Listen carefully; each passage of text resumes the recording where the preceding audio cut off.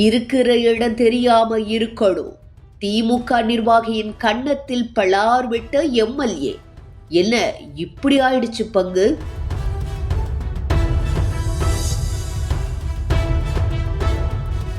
திருவள்ளூர் மாவட்டம் பெரியபாளையம் அருகே திமுக ஒன்றிய அவைத் தலைவர் கன்னத்துல அந்த கட்சியோட எம்எல்ஏவே அரைஞ்ச சம்பவம் அதிர்ச்சியை ஏற்படுத்தி இருக்கு. ராళ్లపాடி பகுதியில கோல போட்டி நடந்துச்சு.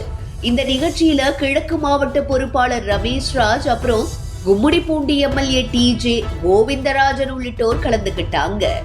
இந்த நிலையில கடந்த வாரம் எல்லாபுரம் தெற்கு ஒன்றிய அவைத் தலைவர் DK முனிவேல் அப்படிங்கிறவரு தெற்கு ஒன்றிய செயலாளர் சக்திவேல் கிட்ட தன்னை ஏன் எந்த நிகழ்ச்சிக்கும் அழைக்கிறது இல்ல, நானும் ஒரு நிர்வாகிதான் அப்படின்னு சொல்லி கேட்டிருக்காரு. இதனிடையே கோல போட்டி நிகழ்ச்சியில கலந்து கொள்ள வந்த முனிவேல் கிட்ட எம்எல்ஏ தகாத வார்த்தைகளால பேசி தாக்கியதா சொல்லப்படுது. இந்த சம்பவத்தால அந்த பகுதியில சிறிது நேரம் சலசலப்பும் பரபரப்பும் நிலவுச்சு.